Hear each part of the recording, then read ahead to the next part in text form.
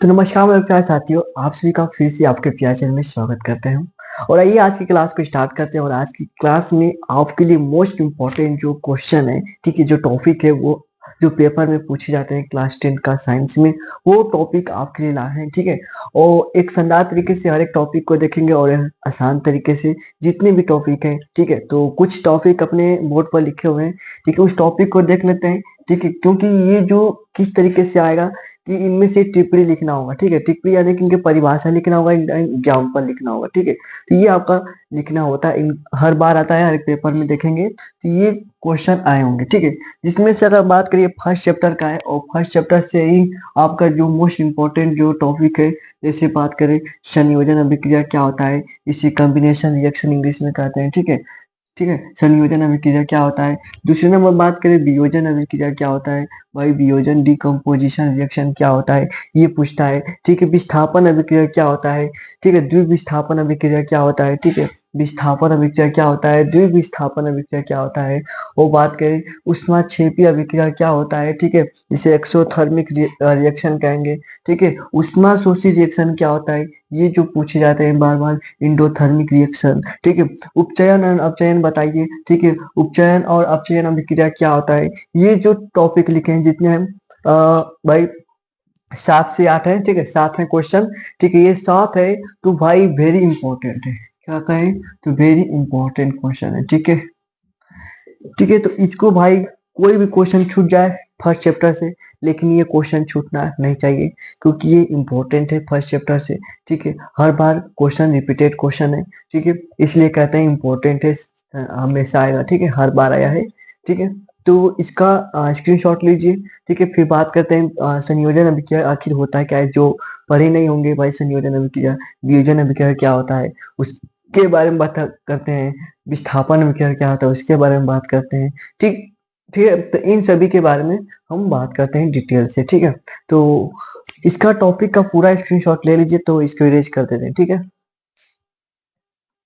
चलिए देखते हैं संयोजन अभिक्रिया। हमारा पहला टॉपिक है संयोजन अभिक्रिया। ठीक है, ये संयोजन मतलब क्या होता है, संयोग मतलब, संयोजन मतलब जुड़ना। ठीक है, संयोजन मतलब क्या होता है, जुड़ना। जब दो या दो से अधिक पदार्थ मिलकर एक नए पदार्थ का निर्माण करते हैं, यानी कि जब के लिए आप क्या लिखेंगे, किस तरीके से लिखेंगे, हर एक पॉइंट बताऊंगा। ठीक है, क्या कहेंगे कि जब दो या दो से अधिक पदार्थ, ठीक है, जब दो या दो से अधिक पदार्थ संयोग करके यानी कि मिलकर एक नए पदार्थ का निर्माण करते हैं। ठीक है, एक क्या करते हैं, एक नए पदार्थ का निर्माण करते हैं, उसे संयोजन अभिक्रिया कहते हैं। ठीक है, एक नए पदार्थ का निर्माण करेंगे, उसे संयोजन अभिक्रिया कहेंगे। ठीक है, हाँ जी, ओके, ओके, हाँ जी, एक नए पदार्थ का निर्माण करेंगे। जैसे अगर बात करें किस तरीके से लिखेंगे, यहाँ पर परिभाषा ऐसा हम लिख सकते हैं। जब जब दो या दो से अधिक पदार्थ, जब दो से दो से अधिक पदार्थ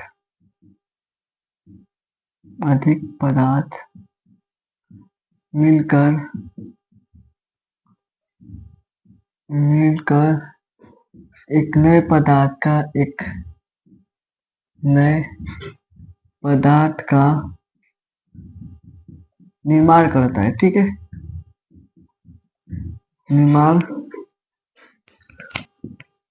करता है,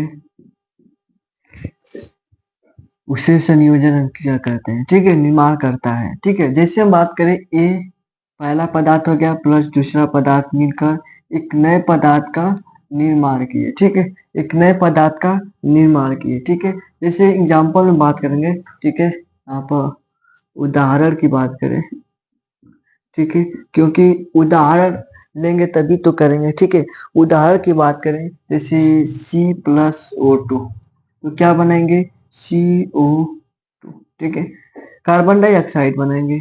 अगर बात करें H+Cl, तो क्या बनाएंगे, HCl। ठीक है, जब दो या दो से अधिक पदार्थ, जैसे एक ये अलग पदार्थ हुआ, ये एक अलग पदार्थ हुआ, जब दोनों मिलकर एक नए पदार्थ का निर्माण किए। हाँ जी, जैसे H2+O2, जैसे बात करें H2+O2, ये क्या बनाएंगे, कहेंगे कि H2O बनाएंगे।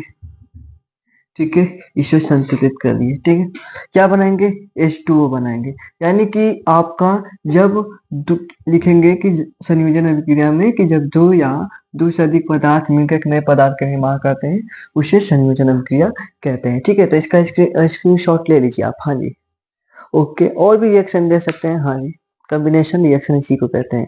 ठीक है, ओके, स्क्रीनशॉट ले लीजिए। जी हाँ, स्क्रीनशॉट ले लीजिए भाई।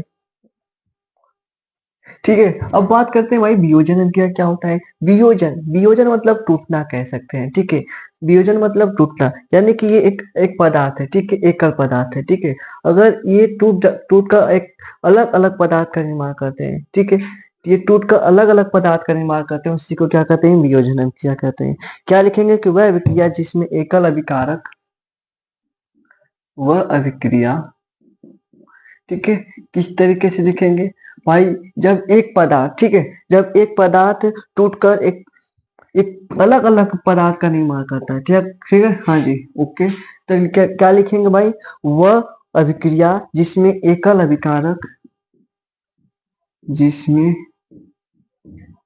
एकल यानी कि एक अभिकारक, अभिकारक, ठीक है, क्या लिखेंगे कि वह अभिक्रिया, जो वियोजन अभिक्रिया की बात करें, ठीक है, लिखेंगे वह अभिक्रिया जिसमें एकल अभिकारक के बड़े अणु, एकल अभिकारक के बड़े अणु वियोजित होकर या अपघटित लिख सकते हैं, अपघटित होकर, ठीक है, क्या लिखेंगे कि वह अभिक्रिया जिसमें एकल अभिकारक, एकल अभिकारक अपघटित वियोजित होकर, या हम कह सकते हैं अपघटित होकर अधिक पदार्थ का, ठीक है, अपघटित होकर एक से अधिक पदार्थ का निर्माण करते हैं, निर्माण करते हैं। ठीक है, जैसे बात करें भाई, जैसे एक पदार्थ कैसे ले लें, एक कोई पदार्थ लेते हैं, इसका एग्जाम्पल, हाँ जी, इसमें कई एग्जाम्पल आ जाएंगे। हाँ जी, जैसे NaCl की बात कर लेते हैं, NaCl, ठीक है, NaCl टूटेगा क्या, किस में टूटेगा, कहेंगे कि Na प्लस और Cl माइनस में। यानी कि एक पदार्थ है, एकल पदार्थ है, ये टूट टूट गया, इसे वियोजित अभिक्रिया कहते हैं। क्या समझ में आएगा, NaCl, हाँ जी, NaCl एग्जाम्पल लेंगे, एक एग्जाम्पल आपके लिए काफी है, इतना एग्जाम्पल भर के ज्यादा भरना नहीं है। ठीक है, काम भर नंबर में है तो काम भर आपको लिखना है। ठीक है, इसे एग्जाम्पल में इस तरह डाल दीजिए। ठीक है, तो ये आपका क्या है, NaCl, Na प्लस और Cl माइनस में टूट जाएगा। ठीक है, हाँ जी, स्क्रीनशॉट लेना है तो स्क्रीनशॉट ले लीजिए, कोई दिक्कत नहीं है। ठीक है, ओके, कोई दिक्कत नहीं है ना। हाँ जी, वियोजन अभिक्रिया कई तरह का होता है, एक ऊष्मीय वियोजन होता है, विद्युत वियोजन होता है। ठीक है, तो ये खाली वियोजन पूछेगा, ये नहीं पूछेगा ऊष्मीय वियोजन। ठीक है, ऊष्मीय वियोजन, इसके प्रकार की बात करें, ठीक है, एक होता है प्रकाशिक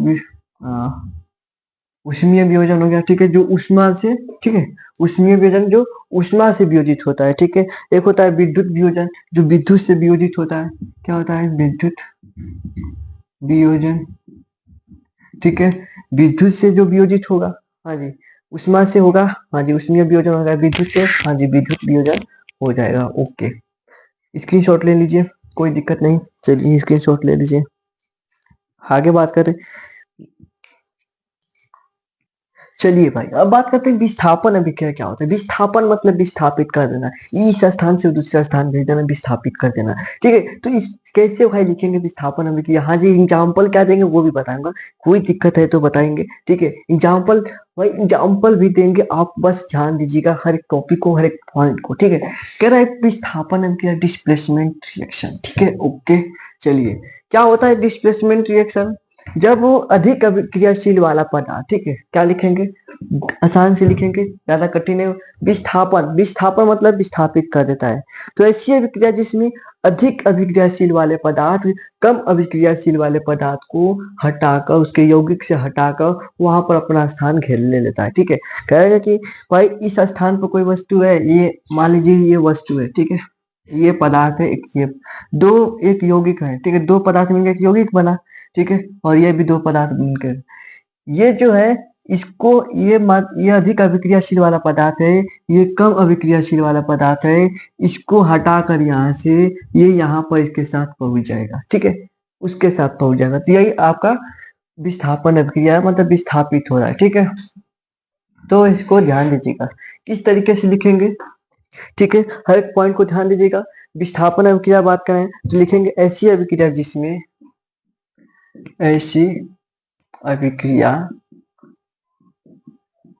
ठीक है, ऐसी अभिक्रिया जिसमें अधिक अभिक्रियाशील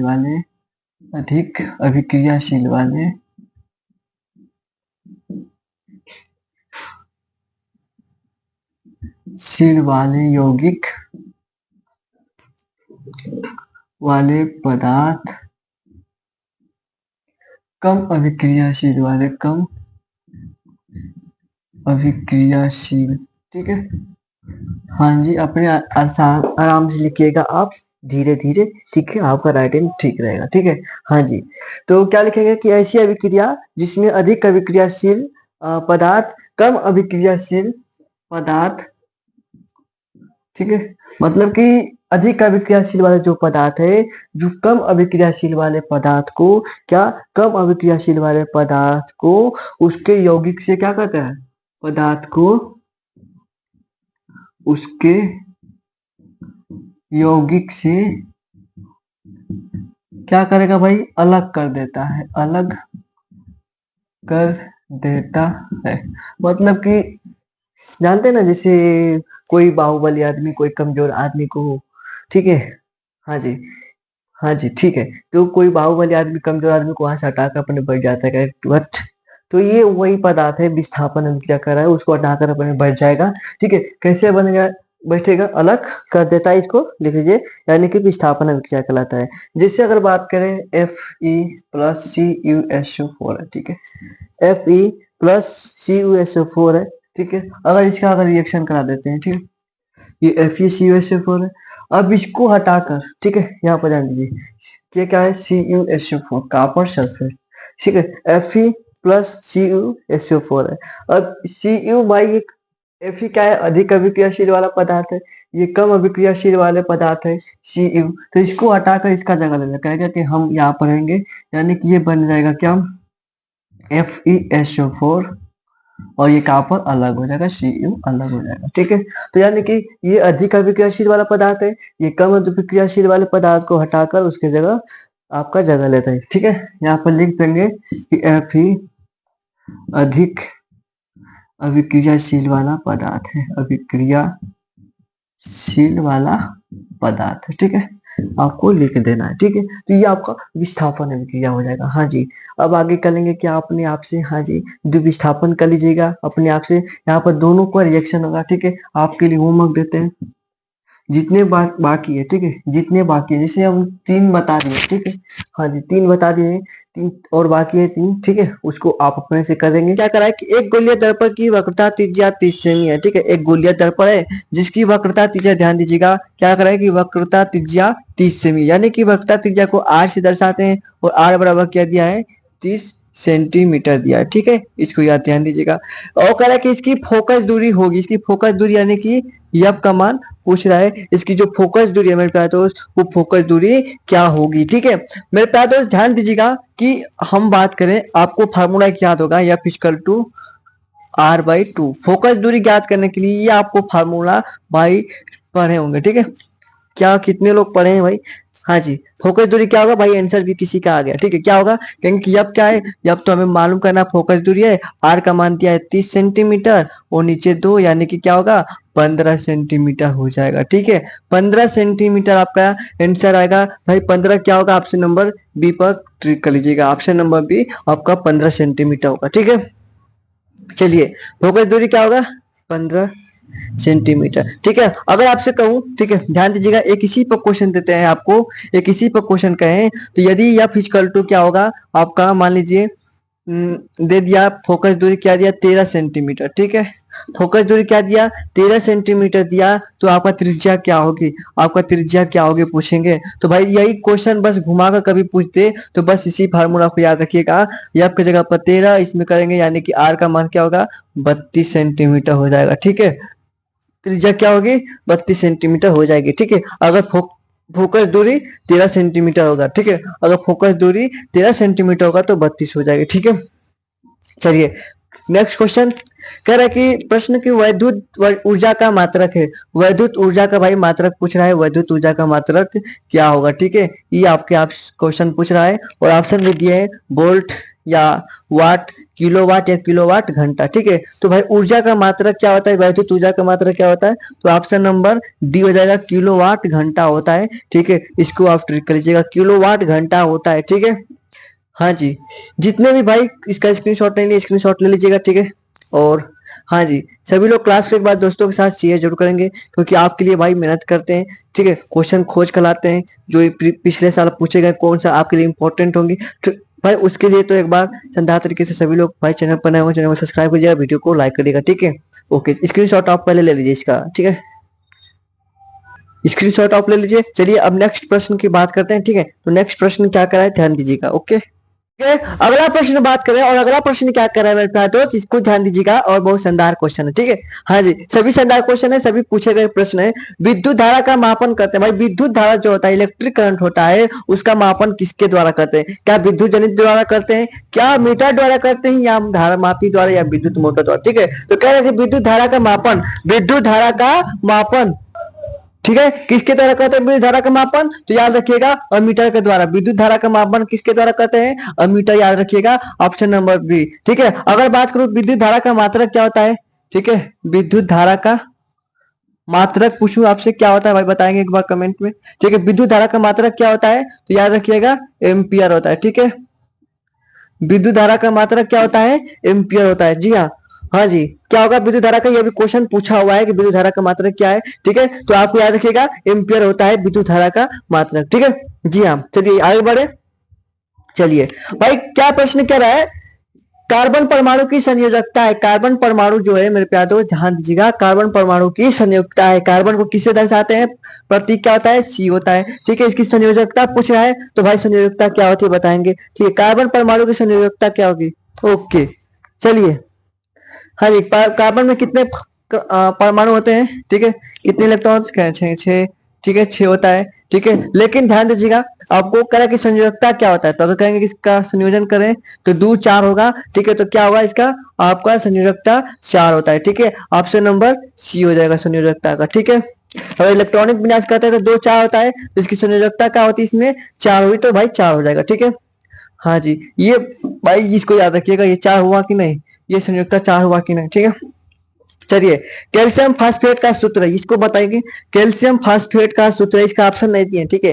कैल्शियम फास्फेट का सूत्र है क्या होगा, हाँ जी क्या होगा कैल्शियम फास्फेट का सूत्र बोलेंगे, कैल्शियम फास्फेट का सूत्र क्या होगा बोलेंगे, ठीक है। कैल्शियम में क्या होता है, कहेंगे कि सी होता है, ठीक है। कैल्शियम क्या होता है, सी होता है, और फास्फेट का क्या होता है, हाँ जी क्या होगा, CH3PO4, ठीक है। CH3PO4 का होल ट्वाइस होता है, CH3PO4 का होल ट्वाइस होता है, ठीक है। क्या दिखाई दे रहा है क्या, ओके, नहीं दिखाई दे रहा भाई, क्यों नहीं दिखाई दे रहा, ठीक है। कैल्शियम फास्फेट का फिर से एक बार बता दूं, कैल्शियम फास्फेट का भाई कर रहा है Ca3, ठीक है, कोष्ट में PO4 का होल ट्वाइस, ठीक है। ये कैल्शियम फास्फेट, ठीक है। कैल्शियम फास्फेट का सूत्र आपका CA3PO4 हो जाएगा। इसका स्क्रीनशॉट फटाफट लीजिए, जल्दी से मेरे प्यारे दोस्त स्क्रीनशॉट लीजिए आप, हाँ जी फटाफट लीजिए स्क्रीनशॉट। चलिए आगे प्रश्न बात करते हैं, जी हाँ मेरे प्यारे दोस्त आगे प्रश्न बात करें क्या आप, ठीक है। चलिए स्क्रीनशॉट ले लीजिए, क्या,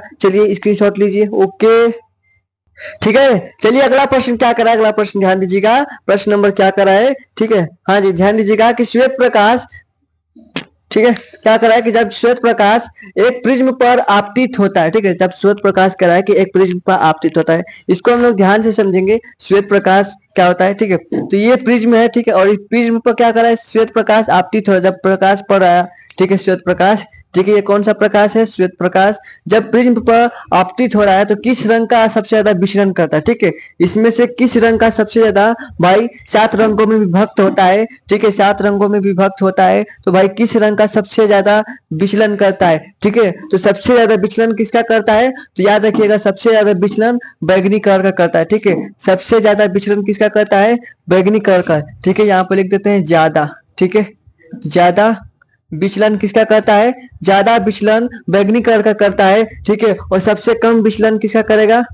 कम विचलन लाल का। ठीक है, कम विचलन किसका करता है? ठीक है, याद रखिएगा, कम विचलन आपका लाल का करता है। ठीक है, ओके, हाँ जी, कम विचलन किसका करता है? ठीक है, लाल का करेगा। सबसे ज्यादा विचलन किसका करेगा?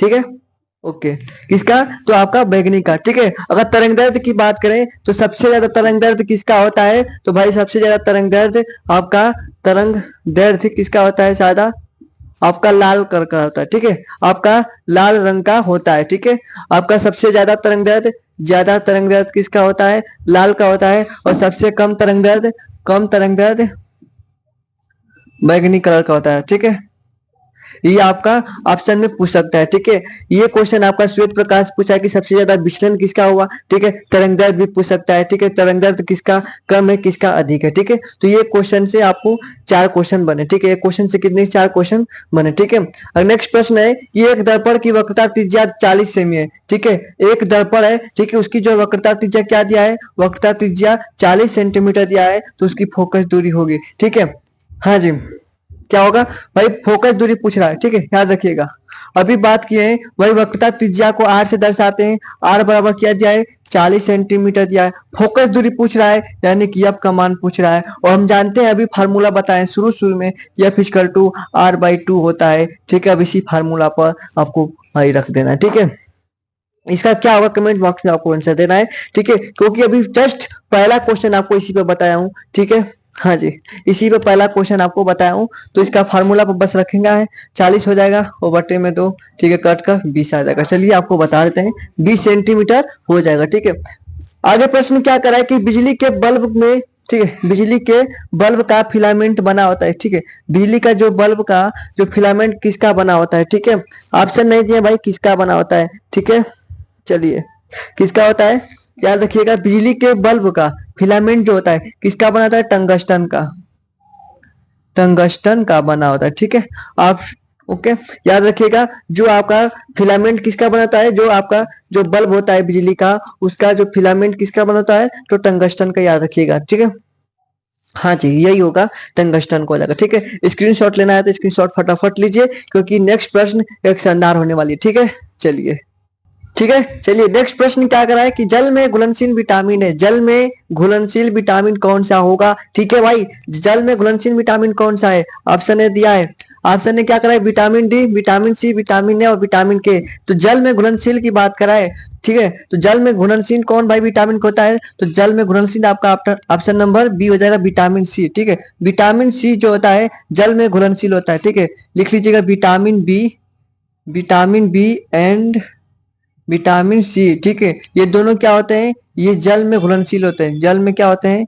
जल में घुलनशील होते हैं। ठीक है, और भाई आपका विटामिन डी, विटामिन है, विटामिन डी, विटामिन और विटामिन के, ठीक है, ये किस में घुलनशील होंगे? तो ये आपके वसा में घुलनशील होते हैं, वसा में घुलनशील होते हैं। ठीक है, इसको याद रखिएगा। ठीक है, जल में घुलनशील कौन होता है? विटामिन बी और सी होता है। विटामिन बी और सी क्या होता है? जल में घुलनशील होते हैं। विटामिन ए, डी और ई के, ठीक है, याद रखिएगा, वसा में जो घुलनशील विटामिन आपका ए होता है, डी होता है और ई होता है और की होता है, ये जो चार हैं वसा में घुलनशील होते हैं। ठीक है, इसको याद रखिएगा, वसा में घुलनशील होते हैं।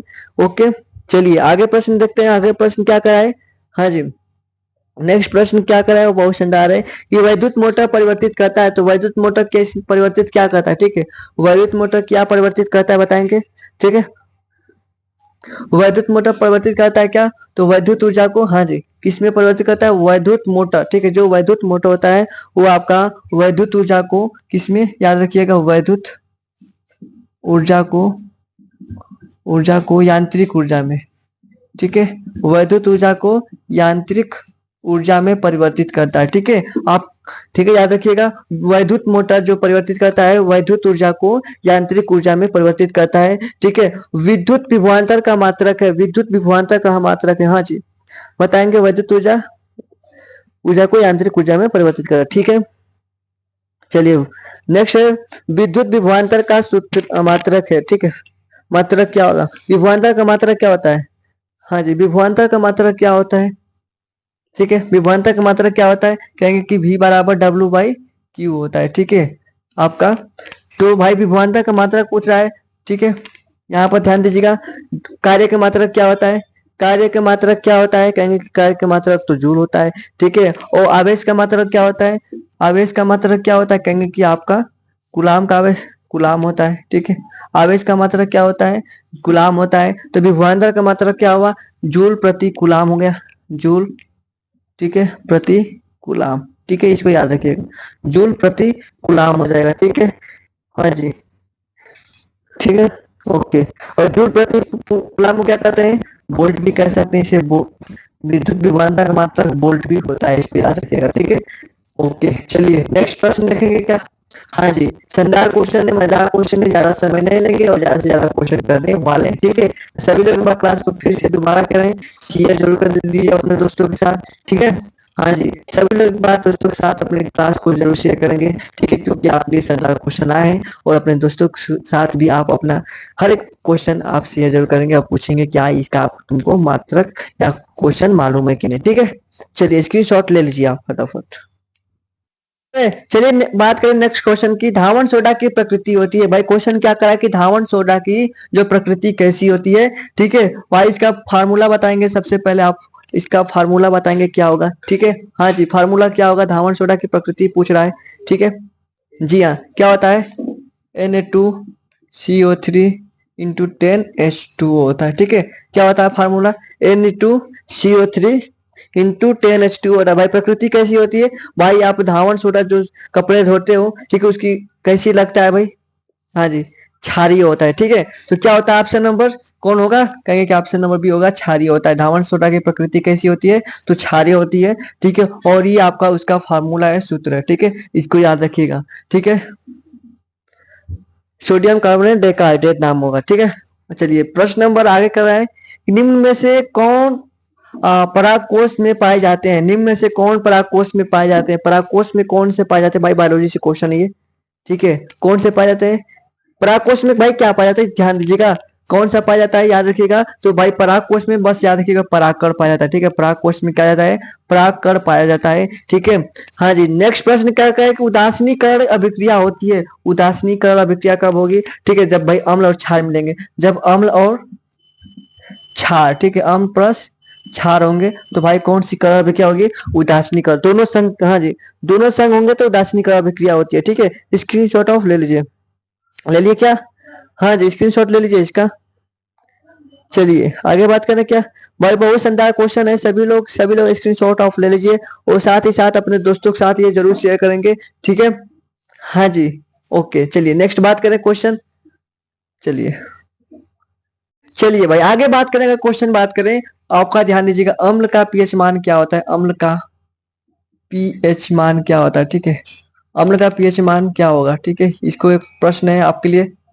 ठीक है, पहला प्रश्न है, दूसरा प्रश्न है, क्षार का पीएच मान क्या होता है, क्षार का पीएच मान। ठीक है, हाँ जी, क्षार का पीएच मान क्या होगा, इसको याद रखिएगा। ठीक है, क्या होगा इसको कमेंट में बताना है आपका, एक अम्ल का पीएच मान क्या होता है, एक क्षार का पीएच मान क्या होता है। ठीक है, और आपको क्या होमवर्क में है, एक और क्वेश्चन, बेकिंग सोडा का फार्मूला क्या होता है, बेकिंग सोडा का फार्मूला क्या होता है। ठीक है, और ये धावन सोडा का आपको बताया है जस्ट। ठीक है, बेकिंग सोडा का फार्मूला क्या होता है इसको बताना है आपको। और अगर बात करें क्वेश्चन, ठीक है, हाँ जी, और आपके लिए लास्ट क्वेश्चन है लाइट पर। ठीक है, लाइट पर आपको रिवीजन का क्या आना है। ठीक है, क्योंकि ठीक है, लाइट चैप्टर से आपको ज्यादा से ज्यादा क्वेश्चन का क्या आना है, न्यूमेरिकल कर लेना है। ठीक है, जो क्वेश्चन नहीं होगा जिस तरीके का क्वेश्चन आपको देखना होगा।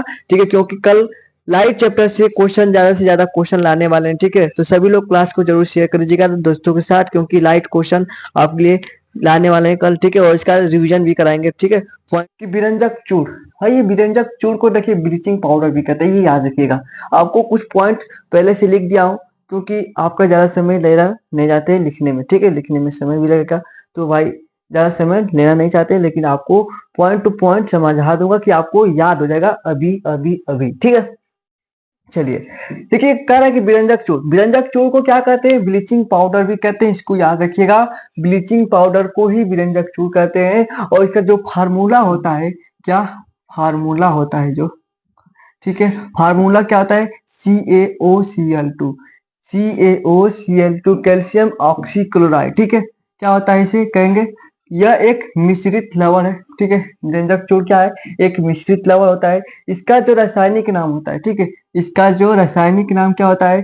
कैल्शियम ऑक्सीक्लोराइड होता है, इसको याद रखिएगा। कह रहा है कि कैल्शियम, कैल्शियम को किससे दर्शाएंगे? Ca, ऑक्सी, O हो जाएगा, और क्लोराइड को Cl2। तो कैल्शियम ऑक्सी क्लोराइड होता है, इसको याद रखेंगे। कैल्शियम ऑक्सी क्लोराइड होते हैं। एक बार हमारे साथ बोलिए कि कैल्शियम ऑक्सी क्लोराइड होता है, ठीक है। बिरंजक चूर्ण का फार्मूला क्या होता है? CaOCl2, okay. हाँ जी, CaOCl2 होता है। इसको क्या होता है भाई? तो कैल्शियम ऑक्सीक्लोराइड होता है, इसको याद रखिएगा। साथ साथ हमारे साथ आप बोलते चलिए, ठीक है, क्योंकि याद हो जाएगा, ठीक है। तो किस तरीके से इसका निर्माण करेंगे, ठीक है, यहाँ पर निर्माण विधि लिख लीजिएगा। अब इसका निर्माण भाई कैसे करेंगे? एक विरंजक चूर्ण का अगर पूछेगा कि इसका निर्माण बताइए, तो निर्माण कैसे करेंगे ये भी तो हमें आना चाहिए। हाँ जी, ये भी तो यही तो लिखना है, उसका उपयोग लिखना है। उपयोग कहाँ होता है भाई, इसका कहाँ क्या कार्य होता है, ठीक है, ये सब समझना है ना। पॉइंट टू पॉइंट बताऊंगा भाई, भागेंगे नहीं, पहले बता देंगे, भागेंगे नहीं, पूरा वीडियो देखेंगे, ठीक है, क्योंकि आपको मैं कह रहा हूँ कि याद हो जाएगा तो याद हो जाएगा तो याद हो जाएगा, ठीक है। देखिए, निर्माण कैसे करेंगे, इसको बनाएंगे कैसे? तो जब शुष्क बुझे हुए चूने, याद रखिएगा, बुझा हुआ चूना का फार्मूला क्या होता है? CaOH का होल ट्वाइस। बुझे हुए चूना फार्मूला क्या होता है? ऊपर कहीं लिख लीजिए, ठीक है, बगल में लिख लीजिएगा, बुझा हुआ चूना, ठीक है। चलिए, बुझा हुआ चूना क्या होता है? CaOH का होल ट्वाइस होता है। इसे क्या कहते हैं? बुझा हुआ चूना कहते हैं, ये याद रखिएगा। तो जब शुष्क बुझे हुए चूने को पर, ठीक है, क्लोरीन गैस, कौन सा गैस भाई? कौन सा गैस होता है, ठीक है, कौन सा गैस? तो क्लोरीन गैस याद रखिएगा। क्लोरीन गैस, हाँ जी, क्लोरीन गैस Cl2, ठीक है। इसको क्या करेंगे? प्रवाहित कर देंगे किस पर? बुझा हुआ चूना पर।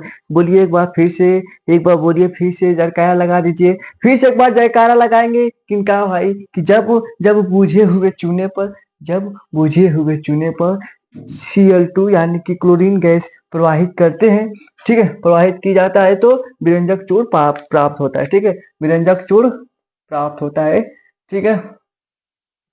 तो देखिए, कैल्शियम जो आपका CaOH का होल ट्वाइस, बुझा हुआ चूना का फार्मूला क्या होता है? CaOH का होल ट्वाइस होता है। इस पर क्या कर दिए? Cl2 यानी कि क्लोरीन गैस प्रवाहित कर दिए। कब कितना पर किए? तो 40 डिग्री सेंटीग्रेड गर्म करने पर, ठीक है, 40 डिग्री सेंटीग्रेड अगर गर्म करते हैं तो आपका क्या भाई प्राप्त होता है? CaOCl2। क्या होता है? CaOCl2, और इसका क्या नाम है? कहेंगे कि इसी का तो नाम है ब्लीचिंग पाउडर,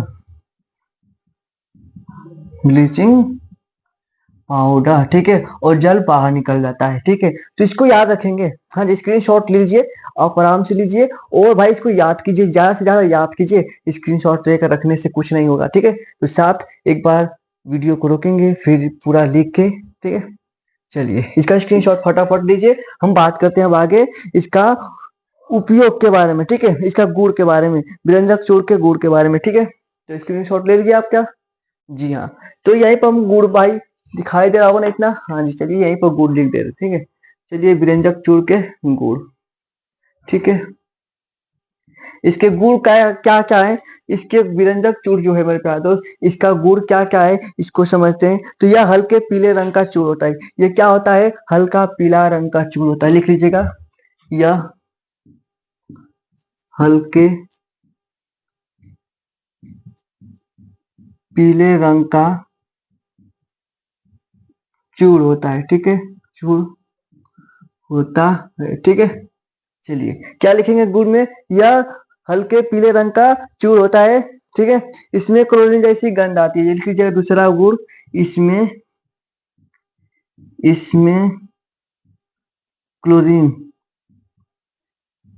क्लोरीन जैसी गंध आती है, गंध आती, ठीक है। क्या लिखेंगे इसका गुण में, यह एक हल्के रंग का पीला रंग का होता है, ठीक है। क्या होता है, यह हल्के पीले रंग का चूर होता है, ठीक है। कौन भाई, विरंजक चूर, ठीक है। इसमें क्लोरीन जैसी गंध आती है, किसमें भाई, किसमें क्लोरीन जैसी गंध आएगी भाई, कभी क्या पड़े, ब्लीचिंग पाउडर, और ब्लीचिंग पाउडर में क्या होगा, क्लोरीन जैसी गंध आएगी, ठीक है। तो फटाफट इसका स्क्रीनशॉट लीजिए। अब आपका उपयोग बता दूंगा, उपयोग कहाँ कहाँ करेंगे, ठीक है। चलिए स्क्रीनशॉट ले लीजिए, इसको हटा दे, क्या कह रहे हैं कि हम इसको काट देते हैं यहीं से, चलिए ठीक है भैया। स्क्रीनशॉट मैं आशा करता हूं कि आप ले चुके होंगे, ठीक है। भाई उपयोग कहाँ होता है, उपयोग भी तो लिखना जरूरी है, ठीक है। उपयोग भी तो लिखना जरूरी है, तो भाई तभी ना तो 4 नंबर मिलेगा, न तो भाई वो भी नहीं देंगे, ठीक है। हाँ जी, कहाँ कहाँ, पेयजल को शुद्ध करने में, ठीक है भाई, कहाँ कहाँ पेयजल को शुद्ध करने में, ठीक है। जो पीने वाला पानी होता है उसको शुद्ध करने में ब्लीचिंग पाउडर का प्रयोग होता है। दूसरा कहाँ पर उपयोग होता है बताएंगे, दूसरा कहाँ पर कहेंगे मेरे पास, ये तो पहला पेयजल हो गया, ठीक है। पहला क्या हो गया, ठीक है, पहला क्या होगा, पेयजल हो गया। और दूसरा बात करें मेरे पास दोस्त, ध्यान दीजिएगा, दूसरा क्या होगा, कहेंगे कि वस्त्र उद्योग में, वस्त्र उद्योग में, ठीक है। वस्त्र उद्योग में तीसरा बताएंगे, ठीक है। पहला हो गया भाई पेयजल को शुद्ध करने में, दूसरा हो गया वस्त्र उद्योग में, तीसरा क्या होगा कहेंगे मेरे प्यारे दोस्त, जो कि ये दो हो गया ना, तीन एक और लिख देंगे, क्या लिख देंगे, हाँ जी, रोगाणुनाशक एवं ऑक्सीकार के कारण में, ठीक है। लिख दीजिएगा रोगाणुनाशक, रोगाणुनाशक या ऑक्सीकरण के रूप में, ठीक है। इसको आप स्क्रीनशॉट ऑफ ले लीजिए, ठीक है, क्योंकि ये आपके लिए इंपॉर्टेंट है, व्यंजक जो पूछे गए हैं, ठीक है। अब हम बात करेंगे किसके बारे में, तो बेकिंग पाउडर के बारे में। तो पहले आप इसका स्क्रीनशॉट लीजिए, ठीक है। जितना ये इंपॉर्टेंट है उतना वो भी इंपॉर्टेंट है, और उससे ज्यादा एक और इम्पोर्टेंट टॉपिक है, लेकिन वो आपको पहले ये दो वीडियो को दिखा दूंगा, ठीक है, वो फिर बता रहा हूँ, ठीक है। हाँ जी, स्क्रीनशॉट लीजिए, आपका भाई स्क्रीनशॉट ले लीजिए, ठीक है, ठीक है भैया। ओ भाई ये आ गया, कहेंगे कि बेकिंग सोडा है। अभी बेकिंग सोडा क्या होता है भाई बताएंगे, बेकिंग सोडा, हाँ जी, ओके। बेकिंग सोडा क्या होता है, ठीक है, हाँ जी, बेकिंग सोडा क्या होता है, कहेंगे मेरे प्यारे दोस्त कि बेकिंग सोडा को हम भाई खाने वाला भी सोडा कहते हैं, इसको याद रखिएगा। जो बेकिंग सोडा है ना उसको खाने वाला सोडा, लेकिन खाने वाला सोडा क्या होता है, आपने घरों में देखो होंगे, जो सोडा होता है भाई खाने वाला सोडा, वो कपड़ा धोने वाला, वो भी बताऊंगा, अभी कपड़ा धोने वाला भी सोडा बताऊंगा कि कैसा कपड़ा धोने वाला सोडा, उसका फार्मूला क्या होता है उसका, ठीक है, और भी उपयोग क्या होता है, ठीक है। लेकिन हम बात करें बेकिंग सोडा और इसका उपयोग, भाई पहले तो हम बता दो खाना में होता है, ठीक है, खाना जो बनता है, ठीक है। हाँ जी, जैसे क्या हो भाई, जो खाना बन कहेंगे कि कभी पूरी बनता है तो उसमें कभी डाल देते हैं, कुछ और बनता है तो कुछ, मतलब बेकिंग सोडा, कुछ चीज में मिठाइयाँ बनता है उसमें भी बेकिंग सोडा पड़ता है, ठीक है। चलिए बताएंगे कि जो बेकिंग सोडा को क्या कहेंगे, खाने का सोडा भी कहते हैं, ठीक है। इसका जो फार्मूला होता है NaSCO3 होता है, NaSCO3 होता है, इसको याद रखिएगा, इसका जो फार्मूला होता है, ठीक है, NaSCO3 होता है। एक बार फिर से जयकारा लगाइए हमारे साथ कि बेकिंग सोडा का फार्मूला क्या होता है, कहेंगे कि NaSCO3 होता है, ठीक है। ये होता है, इसको बात बताएंगे, ठीक है। देखिए बेकिंग सोडा का जो सोडियम बाइकार्बोनेट कहेंगे, जो बेकिंग सोडा को ना सोडियम बाइकार्बोनेट, सोडियम बाइकार्बोनेट, या हम कह सकते हैं कि इसे सोडियम सोडियम हाइड्रोजन कार्बोनेट भी कहते हैं। क्या कहते हैं, इसे सोडियम बाइकार्बोनेट भी कहते हैं, कहेंगे कि हाँ जी सोडियम बाइकार्बोनेट भी कहते हैं, और क्या कहेंगे तो सोडियम हाइड्रोजन कार्बोनेट कहेंगे, ठीक है। हाँ जी, क्या होगा ये देखिए, सोडियम, सोडियम को Na, हाइड्रोजन का H और कार्बोनेट का CO3, तो ये क्या हुआ, क्योंकि सोडियम हाइड्रोजन कार्बोनेट तो हुआ, सोडियम हाइड्रोजन कार्बोनेट तो हुआ, ठीक है। इसको बताएंगे, ठीक है।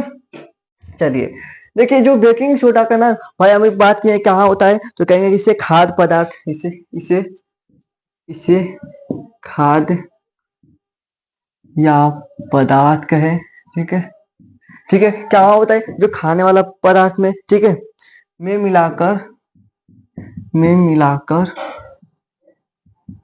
गर्म करने पर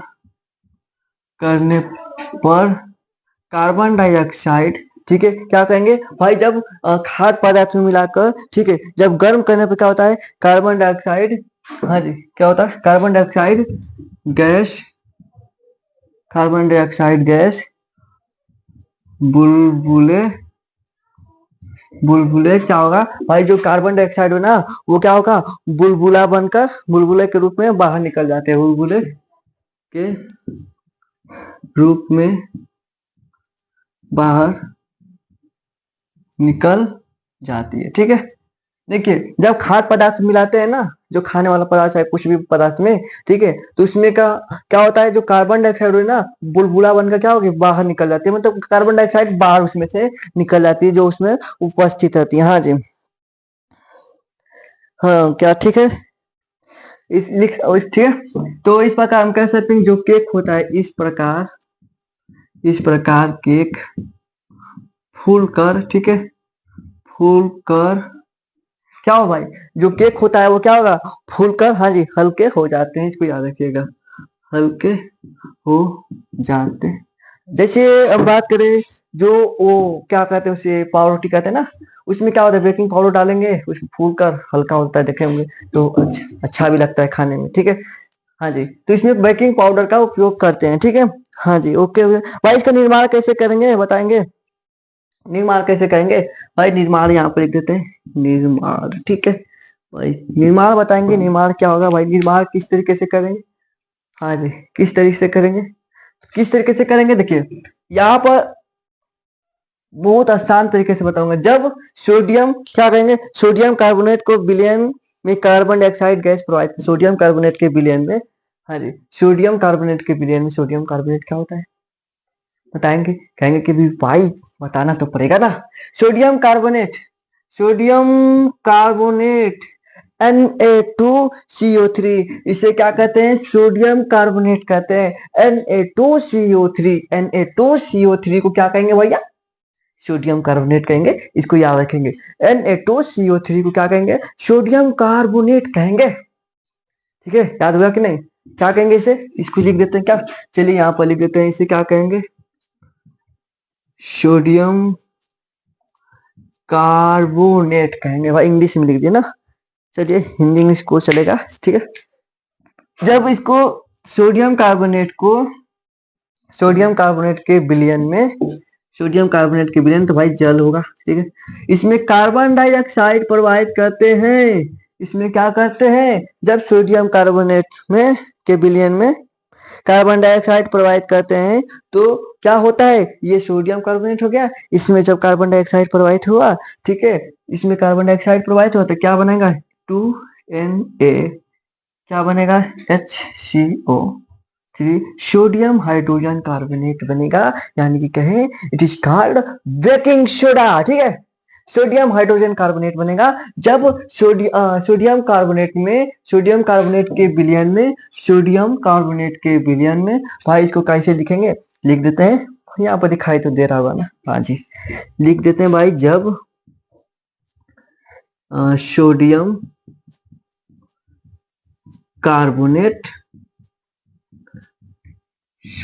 कार्बोनेट के विलयन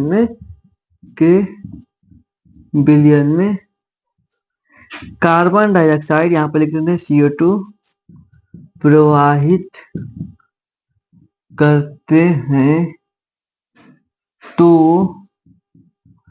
सोडियम, यहाँ पर फार्मूला डायरेक्ट लिख देते हैं ना, आगे तो ऊपर लिखे सोडियम हाइड्रोजन कार्बोनेट प्राप्त होता है, ठीक है। क्या होगा, जब सोडियम कार्बोनेट के विलयन में, कार्बन डाइऑक्साइड क्या करें, उसमें प्रवाहित करते हैं, तो सोडियम हाइड्रोजन कार्बोनेट बनता है, इसको आप याद रखेंगे, ठीक है, हाँ जी, क्या याद रखेंगे, सोडियम हाइड्रोजन कार्बोनेट बनता है, ठीक है। तो फटाफट इसका स्क्रीनशॉट ले लीजिए, चलिए स्क्रीनशॉट ले लिए भैया, तो बताएंगे, आगे बढ़ते हैं, इसका हम लोग गुड़ के बारे में बात करेंगे, वो खाने वाला जो गुड़ नहीं भाई, उसकी क्या, उसका गुड़ है, ठीक है, उसकी ठीक है, इसके बारे में, चलिए फटाफट इसका स्क्रीनशॉट एक बार ले लीजिए, ओके, ले लिए स्क्रीनशॉट, तो हम कह रहे हैं कि थोड़ा सा नीचे का हटा देते हैं आप पोर्शन, ठीक है, क्योंकि हम गुड़ के बारे में बात करेंगे। स्क्रीनशॉट आशा करता हूँ ले लिए होंगे, तो इसको हम हटा देते हैं भाई, इरेज कर देते हैं फटाफट, ठीक है। ओके, चलिए क्या कहें कि जब इसके गुड़ के बारे में भाई बात करें ना, प्रोपर्टीज के बारे में, इसका गुड़ क्या होगा, ठीक है, बेकिंग सोडा के गुड़ क्या होंगे, ठीक है। तो ये क्या होता है, देखिए गुड़ बात कर रहे हैं, ध्यान दीजिएगा, इतना भाई स्क्रीनशॉट ले लिया है ना। हाँ जी, यह सफेद क्रिस्टलीय पदार्थ होता है जो बेकिंग सोडा आता है, क्या लिखेंगे, यह सफेद क्रिस्टलीय पदार्थ होता है, ठीक है, पदार्थ होता है, ठीक है। क्या होंगे, यह सफेद क्रिस्टलीय पदार्थ होंगे। मम्मी बोले होंगे तुमको ना कि जाओ थोड़ा दुकान पर से क्या ले आओ, सोडा ले लाओ, क्योंकि तुम खाना बनाना है तो कुछ में डालना होगा, ठीक है, जाओ इसमें बेकिंग सोडा लेके आओ। तो वो क्या होगा, कहेंगे कि एक पाउडर मिलता है, ठीक है, पाउडर मिलता है ना सोडा, सफेद रंग का, ठीक है। क्या होता है कि यह सफेद क्रिस्टलीय पदार्थ होता है, ठीक है। यह क्या होता है, यह दूसरे पॉइंट, यह जल में अल्प विलय होता है, अल्प विलय होता है, ठीक है। अल्प विलय मतलब पूर्ण रूप से भाई घुलेगा नहीं, थोड़ा मोड़ा घुलेगा, ठीक है। हाँ जी, क्या होगा, अल्प विलय होता है। तो यह क्या होता है, जल में अल्प विलय होता है, ठीक है। और इसका जो जलीय विलयन क्या होता है, क्षारीय होता है, ये याद रखिएगा, इसका जलीय विलयन क्षारीय होता है, क्षारीय होता है, ठीक है। इसका जो जलीय विलयन क्या होता है, क्षारीय होता है, इसको याद रखेंगे। हाँ जी भाई, ठीक है, ओके, इसका स्क्रीनशॉट लेना है, स्क्रीनशॉट लीजिए फटाफट। ओके, ठीक है, उपयोग की बात कर लेते हैं भाई, उपयोग यहाँ पर भी लिख लेते हैं, उपयोग, ठीक है, उपयोग, ओके, ठीक है। उपयोग कहाँ कहाँ होता है, अभी बात किया हूँ आपको, ठीक है। उपयोग कहाँ होगा, इसका उपयोग आप, हम करें, आप कमेंट में बताएंगे एक बार हमको, ठीक है, कमेंट में आप कमेंट कीजिएगा। बेकिंग सोडा का उपयोग हम अभी आपको पहले कभी का बता रहा हूँ भाई, उपयोग कहाँ होता है, ठीक है। और भी उपयोग बताएंगे, एक ही उपयोग ना, बहुत से उपयोग है, ठीक है, लेकिन आप बताएंगे बेकिंग सोडा का उपयोग कमेंट बॉक्स में। देखते हैं कितने लोग भाई कमेंट बॉक्स में बेकिंग सोडा का उपयोग बताते हैं, आपके लिए ये होमवर्क रहेगा, ठीक है। स्क्रीनशॉट आप फटाफट लीजिए। चलिए आगे बात करते हैं, ठीक है। आगे बात करने से पहले एक और बात बता, आपको एक और बात बता दो भाई, दो टॉपिक बताया हूं ना, दो टॉपिक, तो दो लोग को शेयर क्यों नहीं किए, ठीक है। दो टॉपिक पर दो लोग को शेयर जरूर करना है इस वीडियो को, ठीक है, यह याद रखिएगा। और जितने भी चैनल पर नए होंगे, बार भाई कह रहा हूँ, भाई मेहनत करते हैं आपके लिए, तो भाई थोड़ा उस मेहनत के लिए तो एक कहेंगे कि उसे भुला कर भी थोड़ा क्लिक कर देंगे ना, लाइक कर देंगे, बस खुशी मिलती है, ठीक है। तो चैनल पर नए होंगे तो चैनल को सब्सक्राइब कीजिएगा और वीडियो को फटाफट लाइक करके दोस्तों के साथ जरूर शेयर करिएगा। दो टॉपिक दो लोग को शेयर जरूर होना चाहिए, ठीक है। हाँ जी, लेकिन शेयर मत करें, कुछ करें या करें मत, लेकिन ये जो आपको उपयोग का बताया हूँ कमेंट में जरूर करना है, ये करना जरूर है। भले आप शेयर भाई लाइक ना करें छोड़ दीजिए, लेकिन ये काम करना जरूरी है, ठीक है, ठीक है, ओके। चलिए स्क्रीनशॉट आप ले सकते हैं। अब बात करते हैं भैया धावन सोडा की, वॉशिंग पाउडर की, ठीक है। आइए कपड़ा धो लेते हैं भैया आपके साथ हम भी, ठीक है, अभी धो के आए हैं, ठीक है, फिर से धो लेंगे, ठीक है। देखिए वॉशिंग सोडा आखिर होता क्या है, इसके बारे में समझते हैं, ठीक है। देखिए जो कपड़ा धोते हैं ना, उसी को भाई वही फार्मूला, इसको सारे पॉइंट टू जानेंगे, ठीक है ओ भाई, ठीक है। वॉशिंग सोडा यानी कि धावन सोडा, धावन सोडा का रासायनिक नाम है सोडियम कार्बोनेट, भाई सोडियम कार्बोनेट कर रहे हैं, धावन सोडा का रासायनिक नाम है, तो 2 मिनट बस रुकिए, हाँ चलिए, ओके। धावन सोडा का रासायनिक नाम क्या है, सोडियम कार्बोनेट। भाई सोडियम कार्बोनेट का भी फार्मूला बताया कहेंगे Na2CO3, लेकिन यहाँ पर 10H2O होता है, इसको आप याद रखिएगा, ये होता है फार्मूला, ठीक है। अब भाई कैसे आता है वो अभी बात करेंगे जस्ट नीचे, ठीक है। लेकिन धैर्य रखेंगे, धैर्य रखकर आप हर एक क्वेश्चन को, हर एक टॉपिक को, हर एक पॉइंट टू पॉइंट समझेंगे, ठीक है। हाँ जी, अभी दो दो भाई आपने टॉपिक समझा है ना, तीसरा भी समझा दूंगा इतना आसान तरीके से, ठीक है। देखिए धावन सोडा का रासायनिक नाम बात करें, सोडियम कार्बोनेट, सोडियम कार्बोनेट, जी हाँ मेरे पास दोस्त, इसे कपड़े धोने वाला सोडा भी कहते हैं, ठीक है, इसे कपड़ा धोते हैं ना। अभी बात क्या धावन सोडा, भाई धावन मतलब धावन, भाई कपड़ा धोते हैं जो, दो, अभी आप रोज सुबह कपड़ा धोते हैं, ठीक है, नहाते हैं, तो नहाते नहीं होंगे तो फिर अलग बात है, ठीक है। चलिए इसमें एक सोडियम कार्बोनेट इसमें क्या होता है, सोडियम कार्बोनेट अणु के साथ, ठीक है, 10 अणु क्रिस्टलन जल सोडियम कार्बोनेट को शाल्व विधि, किसके शाल्व विधि से निर्माण किया जाता है। यह अन्य विधि हम कहे तो इसे आप बेकिंग सोडा से भी निर्माण कर सकते हैं, ठीक है। हाँ जी, कैसे करेंगे अभी आपको दिखाता हूँ, ठीक है। जिससे हम लोग क्या करें, सोडियम कार्बोनेट प्राप्त हो जाएगा। अगर यह अन्य विधि बात करें तो बेकिंग सोडा को गर्म करते हैं, ठीक है। बेकिंग सोडा क्या कहेंगे, गर्म करते हैं, ठीक, गर्म करने पर सोडियम कार्बोनेट प्राप्त होता है। इससे अगर पुनः क्रिस्टलीकृत कर दें, ठीक है, सोडियम कार्बोनेट तो प्राप्त होगा, ठीक है, फिर से इसे क्रिस्टलीकृत कर दें तो भाई जब करेंगे ना तो आपको कपड़े धोने वाला सोडा यानी कि अर्थात हम कह सकते हैं धावन सोडा प्राप्त होता है, ठीक है। तो आप इसको देखिए कैसे करते हैं, ठीक है। अभी बताऊं बेकिंग सोडा का फार्मूला क्या होता है, थोड़ा बताएंगे, अभी तो बात किए ना, अभी जस्ट बताऊं बैक में, ठीक है। हाँ, क्या होगा, बेकिंग सोडा का फार्मूला क्या होता है, कहेंगे कि बेकिंग सोडा का NaHCO3, सोडियम हाइड्रोजन कार्बोनेट कहेंगे ना इसको, कहेंगे कि हाँ जी यही तो होगा। चलिए इसे क्या करना है भाई, गर्म कर देना है। तो जब गर्म करेंगे तो क्या होगा, यहाँ पर लिख देते हैं गर्म, ठीक है। जब गर्म करेंगे यानी कि हॉट करेंगे, ठीक है, जब गर्म करेंगे तो क्या बनाएंगे, कहेंगे कि sodium Na2CO3 sodium carbonate plus जल H2O plus CO2 carbon dioxide, ठीक है, यही तो बनेगा ना। जब सोडियम कार्बोनेट को, ओ भाई ध्यान दीजिए, जब सोडियम कार्बोनेट को गर्म करते हैं तो आपका क्या भाई प्राप्त हो रहा है, सोडियम कार्बोनेट प्राप्त हो रहा है, यानी कि Na2CO3 प्राप्त हो रहा है। इसे क्या कहेंगे, सोडियम कार्बोनेट कहेंगे, सोडियम सोडियम कार्बोनेट, ठीक है भाई, ठीक है भाई, सोडियम कार्बोनेट कहेंगे। ये क्या है, सोडियम हाइड्रोजन कार्बोनेट यानी कि बेकिंग सोडा, यानी कि कहें बेकिंग सोडा है, ठीक है। चलिए ठीक है, इसके दो और दे देते हैं, इसको संतुलित करें। Na2CO3 है, सही है, ठीक है, हाँ जी, इंटू सही है, पूरा सही है।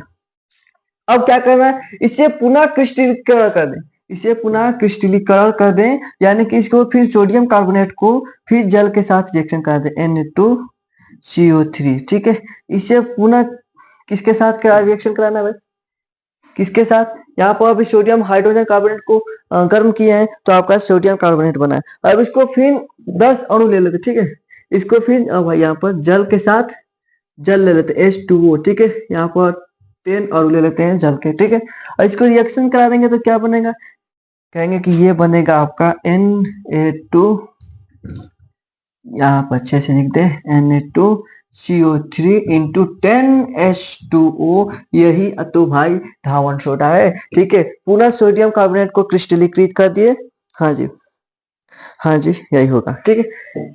क्या करना है, बस ये याद रखो भाई, दिखाई दे रहा हो ना, हाँ दिखाई तो दे रहा है, ठीक है, एकदम साफ दिखाई दे रहा है, अब खुश है ना, ठीक है।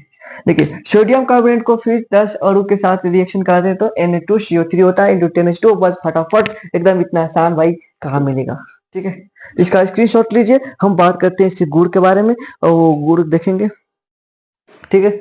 इसका स्क्रीनशॉट ले लिए क्या, इसका स्क्रीनशॉट ले लिए क्या मेरे प्यारे भाई, आगे बात करें, इसको हटा दे क्या, इरेज कर दे क्या, लो भाई इरेज कर देते हैं, ठीक है। इस ऐसा करता है तो भाई आप लोग स्क्रीनशॉट लेने में तो फास्ट ही गए होंगे, ठीक है, लेकिन फास्ट छाप कराना है किसमें, तो कहेंगे कि छाप के आना है हमें कहाँ पर, तो पेपर में छाप के आना है अच्छे तरीके से, ठीक है, ठीक है ना। तो गुड़ की बात करें, गुड़ की बात करें, ठीक है, और गुड़ बताएंगे क्या होता है, यह सफेद रंग का क्रिस्टलीकरण चूर्ण होता है, यह सफेद रंग का क्रिस्टलीकरण होता है, ठीक है भाई। धावन सोडा को देखे होंगे ना, सफेद रंग का होता है ना, क्रिस्टलीकरण होता है, या लिखेंगे यह सफेद रंग का क्रिस्टल जो जल में घुलने पर, जो जो जल में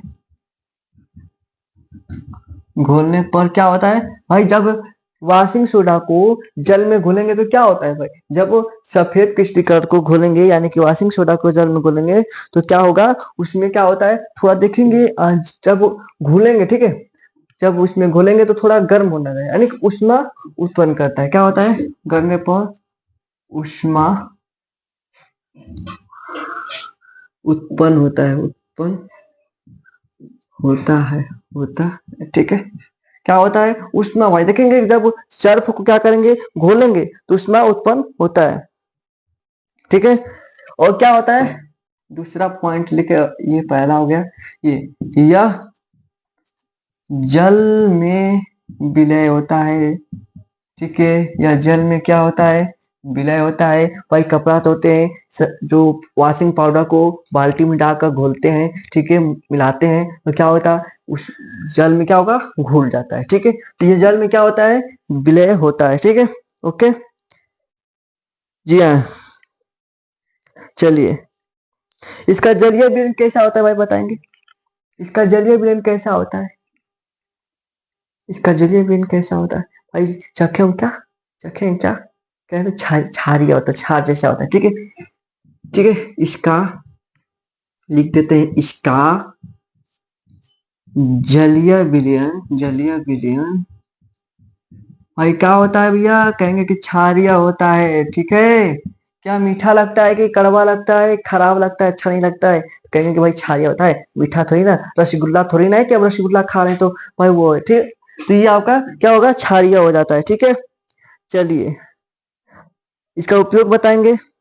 भाई उपयोग क्या, भाई उपयोग का, इसका उपयोग का हम बता दें। अब भाई क्या उपयोग बताएंगे, आप बताओ ना उपयोग। अभी तो उपयोग कर रहे हो ना, अभी हम क्या करें, कपड़ा तो कभी का धो रहे हैं, लीजिए इसको ले जाकर आप धो लीजिएगा, ठीक है। हाँ जी, क्या होगा, कपड़ा धोने में पहला उपयोग होगा। घरों की सफाई करने में, भाई लीजिए पूरा रगड़ देते हैं, घर की सफाई हो जाता है। आज पूरा पर्दा घर का, घर में जितने पर्दा टांगे हुए हैं सबका आज सफाई कर देना है, ठीक है। कौन सा फार्मूला के साथ, कौन सा फार्मूला के साथ, सोडियम कार्बोनेट के साथ, ठीक है।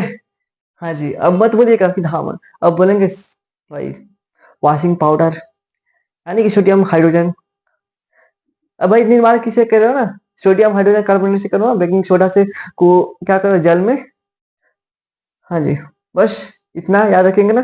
चलिए स्क्रीनशॉट ऑफ इसका भी लीजिए, और इसका उपयोग, अब भाई इसका भी उपयोग आप बताएंगे ना, इसका उपयोग आप कमेंट में बताएंगे ना। और भी उपयोग बताएंगे, एक ही दो तो हम बताएंगे, और भी उपयोग आप लिख कर बताएंगे, थोड़ा ये लिख कर बताएंगे, ठीक है। चलिए screenshot, okay okay okay okay okay. चलिए प्रश्न को स्टार्ट करते हो। पहला प्रश्न क्या कह रहा है, ओ भाई क्या कह रहा है प्रश्न, ध्यान दीजिएगा। कह रहा है कि दानेदार जिंक पर तनु एसीएल डालने से क्या कर रहा है भैया, ध्यान दीजिएगा कि जो दानेदार जिंक है, ठीक है, उस पर तनु एसीएल डालने से कौन सी गैस उत्पन्न होती है, ठीक है भैया। ऑक्सीजन, हाइड्रोजन, क्लोरीन और सल्फर ऑक्साइड, ठीक है भाई, बताएंगे कौन सी गैस। जी हाँ भाई, क्या होगा, ओके ओके, जी हाँ सही है, ओके। क्या होगा भाई, दानेदार जिंक, दानेदार जिंक पर जब तनु एसीएल डालते हैं तो भाई कौन गैस निकलेगी, एसीएल, सॉरी हाइड्रोजन, याद कीजिएगा, H2 याद रखिएगा, हाइड्रोजन, ओके। क्या भाई, लिख देते हैं हाइड्रोजन, ओके। ये गैस आपका भाई निकलेगी, उत्पन्न होगी, ठीक है। प्रश्न नंबर 2 क्या कह रहा है, ओके ओके, प्रश्न नंबर 2 क्या कह रहा है, जी हाँ, मैग्नीशियम रिबन के दहन से, मैग्नीशियम रिबन की दहन से, ठीक है, किस रंग के चूर्ण में परिवर्तित हो जाता है, किस रंग के चूर्ण में परिवर्तित होता है भाई जब मैग्नीशियम रिबन दहन होगा, काला, भूरा, सफेद, पीला, काला, भूरा, सफेद, पीला, क्या होगा एक बार शानदार तरीके से बताएंगे। जी हाँ मेरे पास दोस्त, बहुत आसान है, बहुत शानदार है, ठीक है। कह रहा है कि मैग्नीशियम रिबन, जब मैग्नीशियम रिबन को भाई किस, जब दहन कराते हैं, दहन कराते हैं तो क्या बनेगा, मैग्नीशियम ऑक्साइड बनेगा, और कैसा बनता है भाई, सफेद होता है। याद रखिएगा ऑप्शन नंबर सी हो जाएगा, सफेद। जी हाँ मेरे पास दोस्त, सफेद होगा, जी हाँ सफेद होगा, ओके। चलिए अगला प्रश्न है कि मैग्नीशियम का वायु की उपस्थिति में जलना क्या कहलाता है, मैग्नीशियम का वायु की उपस्थिति में जलना, भाई जब मैग्नीशियम ऑक्सीजन के साथ रिएक्शन करेगा तो ये ऑक्सीकरण कहलाएगा, ऑक्सीकरण कहलाएगा, जी हाँ, ओके। हाँ जी, मैग्नीशियम वायु के साथ, जी हाँ मेरे पास तो स्क्रीनशॉट भाई लीजिए फटाफट, स्क्रीनशॉट इसका, ओके। मैग्नीशियम का वायु की उपस्थिति में जलना ऑक्सीकरण कहलाएगा, ठीक है, जी हाँ यही होगा, हाँ जी यही होगा भाई, क्या होगा, ठीक है। चलिए स्क्रीनशॉट ले लिए, क्या एक बार शानदार तरीके से बताएंगे, जी हाँ मेरे प्यारे दोस्त। चलिए नेक्स्ट प्रश्न पे चलते हैं। नेक्स्ट प्रश्न क्या कह रहा है, ध्यान दीजिएगा। ओके, देखिए जी हाँ, क्या करा अगला प्रश्न। ओके भाई, क्या करा है, रासायनिक अभिक्रिया में भाग लेने वाले पदार्थ को कहते हैं। भाई रासायनिक अभिक्रिया में जो पदार्थ भाग लेता है उसे क्या कहते हैं। हाँ जी, रासायनिक अभिक्रिया में भाग लेने वाले पदार्थ को क्या कहते हैं भाई, क्या कहते हैं रासायनिक अभिक्रिया में भाग लेने वाले पदार्थ को। भाई जो रासायनिक अभिक्रिया में भाग लेते हैं अभिकारक कहलाएंगे या उत्पाद कहलाएंगे या दोनों कहलाएंगे या दोनों नहीं। ठीक है जी हाँ, क्या होगा भाई, जो रासायनिक अभिक्रिया में भाग लेने वाले पदार्थ को क्या कहते हैं। जी हाँ, क्या कहते हैं, उत्पाद, अभिकारक, दोनों या इनमें से कोई नहीं। ठीक है, ये भाई बहुत आसान क्वेश्चन है और इसे मैं कहूंगा आपको कमेंट में। ठीक है, वीडियो खत्म होने के बाद आपको कमेंट में भाई आना चाहिए। ठीक है, हाँ जी, कमेंट में दीजिएगा इसका आंसर। अगला प्रश्न कह रहा है उत्क्रमणीय अभिक्रिया को किस चिन्ह से व्यक्त किया जाता है। जी हाँ मेरे प्यारे दोस्त, लीजिए एक शानदार क्वेश्चन है भाई। रिएक्शन अगर केमिस्ट्री में किए होंगे ना तो ये क्वेश्चन जरूर आपके लिए एक लाभदायक होगा। और भाई ये दिमाग में तो बैठा ही ना होगा, बैठा तो होगा, भागेगा थोड़ी ना कहीं। बताएंगे क्या होगा। जी हाँ भाई, उत्क्रमणीय अभिक्रिया का चिन्ह बताएंगे। भाई ये कौन नहीं बताएगा, ये जो केमिस्ट्री को एक बार बस खोला हुआ ना इस तरह, तो वो भाई बता देगा। आप क्यों नहीं बताएंगे भाई, बताए ना भाई, बताओ ना क्या होगा। उत्क्रमणीय अभिक्रिया को किस चिन्ह से व्यक्त किया जाता है। कहेंगे भाई ऑप्शन नंबर तो सी लग रहा है, क्योंकि भाई इस तरह ये दी गया है। ठीक है, और ये इस तरह दी गया है, यानी क्या होगा, ये उत्क्रमणीय अभिक्रिया होगा, यानी कि पुनः वो उस अवस्था में आ जाएगा। ठीक है, दीजिए अगला प्रश्न कह रहा है कि भौतिक परिवर्तन, भाई भौतिक परिवर्तन में बदलता है, क्या बदलता है भाई भौतिक परिवर्तन में। जी हाँ, क्या बदलेगा भाई भौतिक परिवर्तन में। क्या अणुओं का द्रव्यमान बदल जाएगा, क्या अणुओं की रचना बदल जाएगी, क्या अणुओं की व्यवस्था बदल जाएगी, या सभी होंगे। ठीक है, तो भाई भौतिक परिवर्तन में अगर बात करें तो अणुओं की व्यवस्था बदल जाती है, और वो जो होते हैं, जो अणु होते हैं उनकी व्यवस्थाएं बदल जाती है। हाँ जी, आकृति की बात करें, आकृति भी, हाँ जी आकृति भी, आकार भी। ठीक है, आकृति भी बदलता है, आकार भी बदलता है। ठीक है, तो आपका क्या होगा, अणुओं की व्यवस्था बदल जाएगी। जी हाँ, कितने लोगों भाई, हाँ जी ओके, जी हाँ यही होगा ना। जी हाँ मेरे प्यारे दोस्त, ओके ओके, इस बार भाई गदर कर देना है, गदर। ठीक है, हाँ जी, मजेदार एकदम प्रश्न, एकदम देखते ही धुआं धुआं कर देना, धुआं धुआं कर देना है पेपर में। ठीक है, धुआं धुआं करना, माचिस मत लेकर जाना भाई। ठीक है, पेपर जला कर रख देना बस। पेपर को इतना शानदार तरीके से करना है कि भाई एग्जामिनर जो खुश हो जाए। ठीक है, और खुश करना है तो भाई पढ़ना पड़ेगा। ठीक है जी हाँ, ओके, चलिए इसका स्क्रीनशॉट ले लीजिए, आगे बात करते हैं। और अगला प्रश्न बहुत शानदार होने वाला है भाई, स्क्रीनशॉट ले लीजिए फटाफट।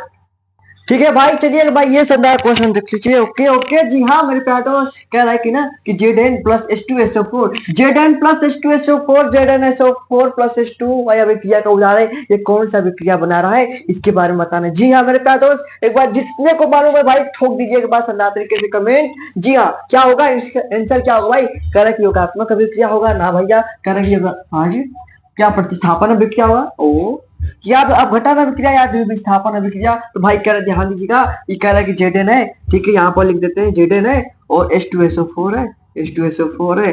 भाई ध्यान दीजिएगा, इस वाला हाइड्रोजन को हटाकर क्या करा है, ये अपना जगह बना रहा है। कहे भाई तू हट जा, अब तेरी काम तो नहीं है, अब तू हम वहां पर बैठेंगे, हम वहां पर अनशन करेंगे। जी हाँ मेरे प्यारे दोस्त, बस क्या बनेगा, हटा कर कहेंगे कि ZnSO4 बना रहा है वो हाइड्रोजन गैस। कह भाई अब तू जा घूमने, तू जा, अब तू आराम कर ले, हम इसके साथ रहेंगे। अब ये दोस्ती कर लेता है। ठीक है, तो ये कौन सी भाई यहाँ पर हुआ, तो कहेंगे प्रतिस्थापन अभिक्रिया हो गया, ऑप्शन नंबर बी हो गया। भाई उसको प्रतिस्थापित करके हटा दिया। भाई अब तुम्हारी काम तो नहीं है, अब हमको तो बैठ लेने दो। अरे भाई हमको तो बैठ लेने दो, यहाँ पर बैठा दिया उसको, वो बैठ के उसको भगा दिया, तो प्रतिस्थापन अभिक्रिया होगा। जी हाँ, अगला प्रश्न क्या करा है कि द्रव अवस्था में पाई जाने वाली धातु है। द्रव अवस्था में पाई जाने वाली धातु है, क्या मरकरी है, सोडियम है, आयरन है, कॉपर है। ठीक है, क्या होगा, ओके, द्रव अवस्था में कौन सी भाई धातु पाई जाती है। भाई ये नहीं बताएगा तो कुछ नहीं बताएगा। ठीक है, हाँ द्रव अवस्था में, द्रव अवस्था में, जी हाँ कौन सा, तो भाई मरकरी पाया जाता है, Hg मरकरी, कहे तो मरकरी हो जाएगा। ठीक है, द्रव अवस्था में मरकरी पाया जाता है। ठीक है, अगला प्रश्न क्या है कि NaHCO3 सोडियम हाइड्रोजन कार्बोनेट का नाम क्या है। सोडियम हाइड्रोजन कार्बोनेट का नाम क्या है भाई, बताएंगे।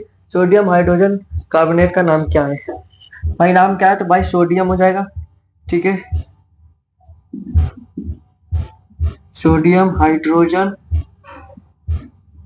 ओ कार्बोनेट हो जाएगा। ठीक है, इसको स्क्रीनशॉट ऑफ ले लीजिए। क्या होगा भाई, सोडियम हाइड्रोजन कार्बोनेट हो जाएगा। ठीक है, NaCO3 का।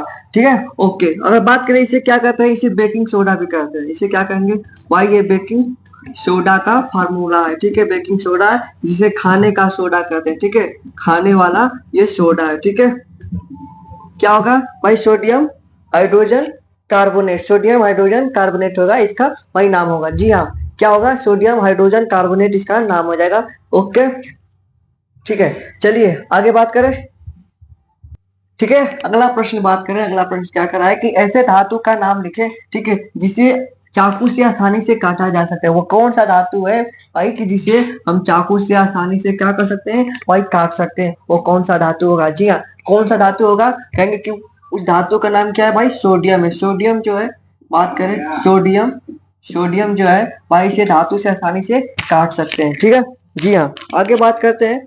निम्नलिखित में से कौन सी धातु उष्मा के कुचालक होती है? निम्नलिखित में से कौन सी भाई धातु जो है उष्मा के कुचालक होती है? जी हाँ, उष्मा कौन कुचालक होगा? ठीक है, कहेंगे कि आयरन। भाई आयरन तो भाई, आयरन में तो भाई उष्मा प्रवाहित तो होता ही है। ठीक है, सोडियम बात करें तो हाँ जी, सोडियम में भी उष्मा प्रवाहित होती है। ठीक है, बात करें लेड, ठीक है, लेड है। ठीक है, लेड में क्या होगा, ये नहीं होगा। ठीक है, लेड में नहीं होगा।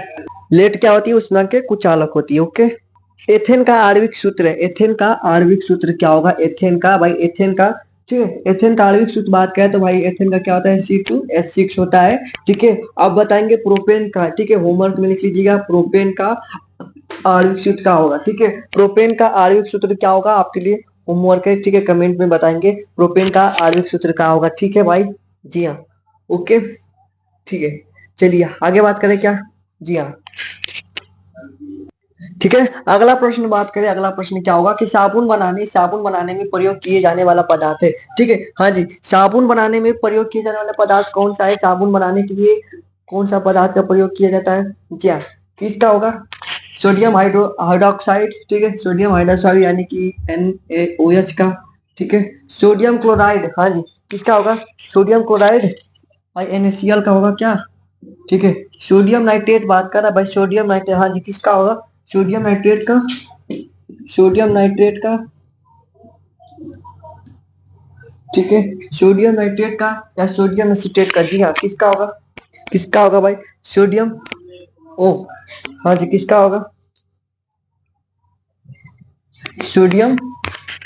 अगर बात करें, हाँ, सोडियम एसिटेट नहीं लिखेगा, CH3COONH। ठीक है, इसका फार्मूला होता है सोडियम एसिटेट का। ठीक है, इसमें से क्या होगा, साबुन बनाने में प्रयोग किया जाने वाला पदार्थ कौन सा है?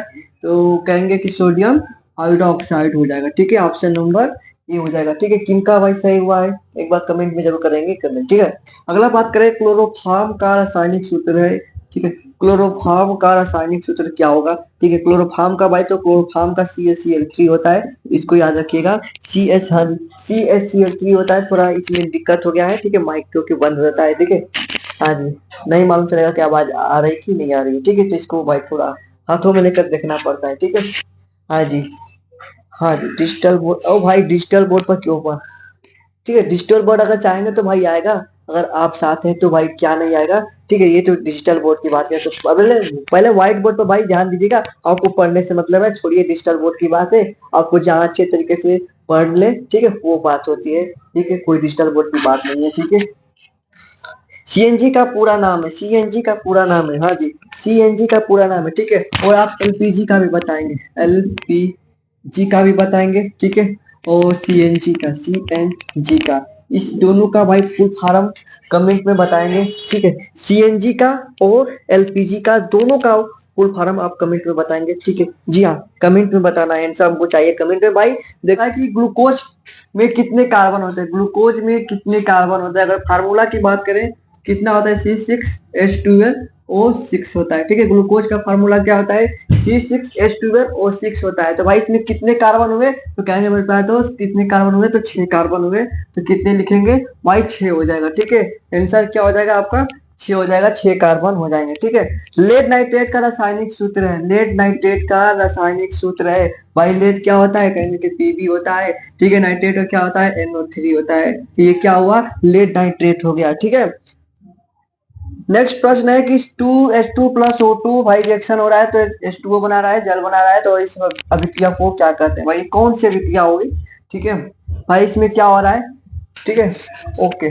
H2 प्लस O2 कौन सी अभिक्रिया होगी? जी हाँ, कौन सी अभिक्रिया होगी? तो कहेंगे कि यहाँ पर योगात्मक अभिक्रिया हो रहा है। ठीक है, योगात्मक अभिक्रिया हो रहा है। कह रहा है कि एक उत्तल दर्पण की फोकस दूरी यानी कि फोकस दूरी को किससे दर्शाते हैं? फोकस दूरी को किससे दर्शाते हैं? कहेंगे मेरे प्यारे दोस्त, फोकस दूरी को एफ से दर्शाते हैं। ठीक है, एफ से। ठीक है, और ये कितना दिया है? कहेंगे कि 12 सेंटीमीटर दिया है। ठीक है, वो कह रहा है कि दर्पण के उत्तल पृष्ठ की त्रिज्या होगी, उत्तल पृष्ठ की त्रिज्या होगी। ठीक है, तो उत्तल पृष्ठ की त्रिज्या निकालने के लिए आपने फार्मूला पढ़ा होगा, F इक्वल टू R/2। ठीक है, F इक्वल टू R/2, ये आप फार्मूला याद रखिएगा। ठीक है, ये फार्मूला आप याद करके रखिएगा। जो F फोकस दूरी है, R त्रिज्या है। ठीक है, R क्या है? यहाँ पर लिख देते हैं, त्रिज्या है। ठीक है, तो हमें फोकस दूरी दिया, कितना दिया? कहेंगे कि 12 दिया है फोकस दूरी, और आर हमें पूछ रहा है भाई, आर क्या होगा? बटे में 2 है। बस इसका त्रिज्या पूरा करते हैं, यानी कि ये हो जाएगा 12 गुणे 2, यानी कि ये आर का मान कितना होगा? कहेंगे कि 24 हो जाएगा। ठीक है, आर का मान कितना होगा? आर बराबर कितना होगा? 24 सेंटीमीटर हो जाएगा। ठीक है, फटाफट आप इसका स्क्रीनशॉट ले लीजिए, क्योंकि आपके लिए क्वेश्चन अच्छा है, शानदार है। ठीक है, अगर यही को बात करें आपसे, ठीक है, यही को बात करें, अगर हम त्रिज्या आपको देते हैं, ठीक है, ये क्वेश्चन हो क्या है? अगर हम इसी पर प्रश्न पूछ देगा कि त्रिज्या मान लीजिए आपका 36 सेंटीमीटर दिया। ठीक है, आर का मान 36 सेंटीमीटर है। ठीक है, आर का मान क्या है? 36 सेंटीमीटर है, तो फोकस दूरी क्या होगी? तो बस क्या करेंगे, इसका आंसर कमेंट में बताएंगे। ठीक है, इसका आंसर आप कमेंट में बताएंगे क्या होगा। यदि त्रिज्या हम कह रहे हैं कि 36 सेंटीमीटर दे दिया, तो फोकस दूरी क्या होगी आप बताएंगे। ठीक है, चलिए स्क्रीनशॉट ले लीजिए। हाँ जी, स्क्रीनशॉट ले लीजिए। चलिए फटाफट आगे क्वेश्चन देखते हैं, और आगे भी हर एक प्रश्न आपके लिए शानदार है। ठीक है, अब इसी प्रश्न पर, सेम प्रश्न पर आपको एक प्रश्न और है। ठीक है, कह रहा है कि एक गोलीय दर्पण की वक्रता त्रिज्या 40 सेमी, एक गोलीय दर्पण है जिसकी वक्रता त्रिज्या 40 सेंटीमीटर है, तो उसकी फोकस दूरी क्या है? जस्ट अभी आपको बताए हैं। ठीक है, इसका बताएंगे आंसर क्या होगा। ठीक है, क्या कर रहा है? एक गोलीय दर्पण है। ठीक है, गोलीय दर्पण की वक्रता त्रिज्या कितना दिया है? कहेंगे कि वक्रता त्रिज्या 40 सेमी दिया है। कितना दिया है? 40 सेमी। क्या आर का मान 40 सेंटीमीटर। ठीक है, और कह रहा है कि इसकी फोकस दूरी यानी कि एफ का मान क्या होगा? अभी आपने फार्मूला पढ़ा है, एफ इक्वल टू R/2 होता है। ठीक है, अभी इसी फार्मूला को याद रखिएगा, क्योंकि ये आपके एमसीक्यू के लिए बेहतर जरूरी है। ठीक है, एमसीक्यू में यही प्रश्न पूछेगा, और कोई प्रश्न इस तरह का नहीं पूछेगा, लेकिन एमसीक्यू में इस तरह का क्वेश्चन पूछेगा, तो याद रखिएगा। ठीक है, चलिए फोकस दूरी ज्ञात करने के लिए क्या करेंगे? किसका मान दिया है? आर का मान 40 दिया है, और बटे में 2, यानी क्या होगा? 20 सेंटीमीटर आपका आंसर आ जाएगा। ठीक है, 20 सेंटीमीटर फोकस दूरी आपका मान 20 सेंटीमीटर हो जाएगा। इसे टेन ऑफ लिख लीजिए, कितना होगा भाई? 20 सेंटीमीटर होगा। ठीक है, जब भी आप आंसर लिखें, ठीक है, आंसर आपका आ जाता है, तो इस तरह ब्रैकेट बनाकर उसको रख दें। ठीक है, उसको ब्रैकेट बनाकर उसको बॉक्स में बंद कर दें, क्योंकि इससे मालूम चलेगा कि आपका यहाँ पर आंसर है। ठीक है, ओके, चलिए नेक्स्ट प्रश्न देखते हैं, और वो प्रश्न बहुत शानदार है। ठीक है, चलिए ठीक है, नेक्स्ट प्रश्न क्या करा है कि एक वक्रता त्रिज्या r व फोकस दूरी f में संबंध हो। वक्रता त्रिज्या r दिया है और फोकस दूरी f में संबंध पूछ रहा है भाई। वक्रता त्रिज्या r और फोकस दूरी में संबंध क्या होगा? अभी आपको कुछ फार्मूला बताए हैं। ठीक है, एक फार्मूला बताए और उसी फार्मूला क्या है। ठीक है, तो जो फोकस दूरी f इक्वल टू क्या होता है? f इक्वल टू R/2, यही आपका संबंध है। ठीक है, वक्रता त्रिज्या और फोकस दूरी में, तो यानी कि ये आपको कैपिटल R लिखा है बस, ओके, और यहाँ पर कैपिटल। तो इसको आप देखेंगे F इक्वल टू R/2 कहीं दिखाई दे रहा है क्या?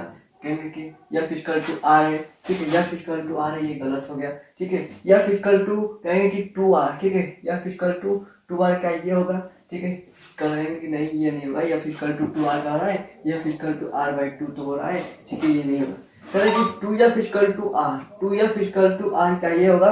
कहेंगे कि हाँ ये हो सकता है, क्योंकि इसका मल्टीप्लाई इधर कर देंगे 2f इक्वल टू r हो सकता है। ठीक है, यानी कि ऑप्शन नंबर सी सही है, आपका डी भी गलत हो जाएगा। ठीक है, ऑप्शन नंबर सी सही होगा, f इक्वल टू क्या होगा, f इक्वल टू r हो जाएगा। ठीक है, नेक्स्ट प्रश्न कह रहा है कि 50 सेंटीमीटर फोकस दूरी वाले उत्तल लेंस की क्षमता होगी। ठीक है, कितना दिया है, 50 सेंटीमीटर, 50 सेंटीमीटर फोकस दूरी, या इक्वल टू 50 सेंटीमीटर वाले उत्तल लेंस की क्षमता, यानी कि P का मान पूछ रहा है। ठीक है, यानी कि P का मान पूछ रहा है, उत्तल लेंस की फोकस दूरी यानी कि क्षमता को बारे में पूछ रहा है। ठीक है, क्या होगा, आपको एक फार्मूला याद होगा, अगर निकालने के लिए दूरी, ठीक है, आपका क्षमता निकालने के लिए P इक्वल टू होता है 100/f होता है, इसको याद रखिएगा।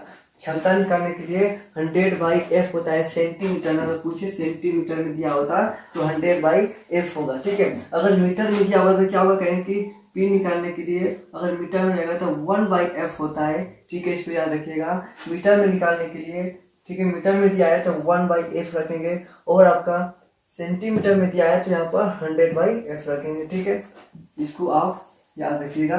तो हमें कितने दिया फोकस दूरी, सेंटीमीटर में दिया है, यानी कि P बराबर 100/50, यानी क्या होगा 2 हो जाएगा, यानी कि P इक्वल टू 2 डायोप्टर उसकी क्षमता होगी। ठीक है, उसकी क्षमता क्या होगी, 2 डायोप्टर हो जाएगी। ठीक है, उसकी क्षमता क्या होगी, 2 डायोप्टर होगी। इसको आपको याद रखना होगा, ये फार्मूलों को। ठीक है, आपको ये दोनों फार्मूला को याद रखना पड़ेगा। अगर मीटर में दिया है तो भाई 1/f होगा, और सेंटीमीटर में दिया है तो 100/f होगा। ये आपको इसको ध्यान देना चाहिए। ठीक है, स्क्रीनशॉट फटाफट आप ले लीजिए इसका।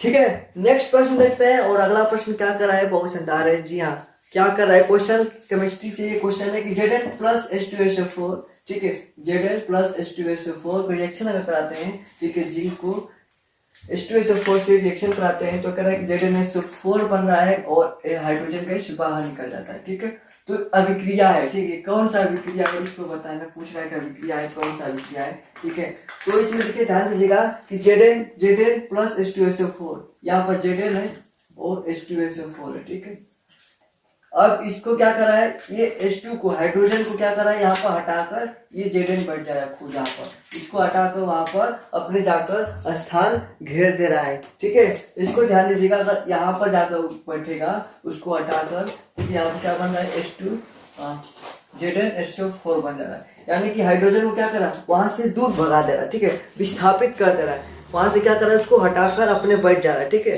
तो क्या होगी, विस्थापित कर रहा है उसे। तो ये कौन सी अभिक्रिया होगी, विस्थापन अभिक्रिया होगी, विस्थापन अभिक्रिया होगी। ठीक है, इसको याद रखिएगा, कौन सी अभिक्रिया होगी, विस्थापन अभिक्रिया होगी। ठीक है, कौन सी अभिक्रिया होगी, विस्थापन अभिक्रिया। यहाँ पर ZnSO4 है, हाइड्रोजन क्या कर रहा है, बाहर कर रहा है। ठीक है, हाइड्रोजन यहाँ पर जो है इसको क्या कर रहा है, वहां से विस्थापित कर दे रहा है, वहां से हटा दे रहा है। ठीक है, जब हटाएगा वहां से उसके जगह पर बैठ रहा है तो क्या कर रहा है, उस जगह से विस्थापित कर रहा है, तो विस्थापन अभिक्रिया याद रखिएगा। ठीक है, नेक्स्ट प्रश्न कह रहा है कि सामान्य आंख के लिए, ठीक है, सामान्य आंख के लिए दूरबिंदु होता है। ठीक है, अगर हम कहाँ से सामान्य आंख सही है, ठीक है, हम कहाँ तक देख सकते हैं, तो कहेंगे कि दूरबिंदु के लिए कह रहा है दूरी। ठीक है, तो यहाँ पे देखिए सामान्य आंख के लिए अनंत होता है। ठीक है, याद रखिएगा, सामान्य आंख के लिए अनंत होता है। ठीक है, अनंत होता है, इन्फिनिट होता है। ठीक है, अनंत होता है। अगर बात करें पास के लिए,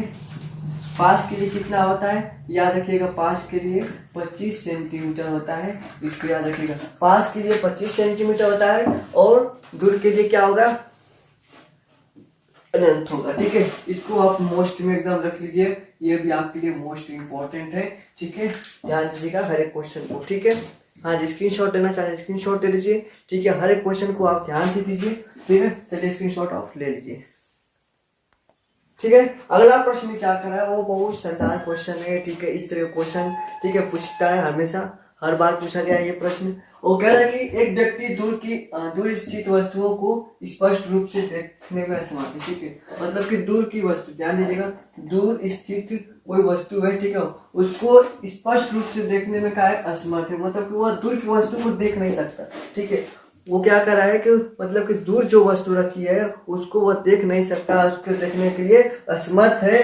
तो उसके भाई नेत्र में दोष कौन सा होगा, ठीक है। नेत्र में दोष पूछ रहा है भाई, नेत्र में कौन दोष है, क्या वह दूर दृष्टि दोष है या वह निकट दृष्टि दोष है, ठीक है। इसमें ज्यादा से ज्यादा कंफ्यूजन होते हैं, सब लोग कंफ्यूज होते हैं, ठीक है, कि कौन सा दोष होगा, ठीक है। तो ध्यान दीजिएगा, अगर कहेगा कि दूर की वस्तु को देखने में असमर्थ है, मतलब कि दूर की वस्तु देख नहीं सकता, दूर की वस्तु भाई देख ही नहीं सकता, तो उसे कौन सा दोष होगा। कहेंगे दूर की वस्तु को नहीं देख सकता, निकट की वस्तु को देख रहा है।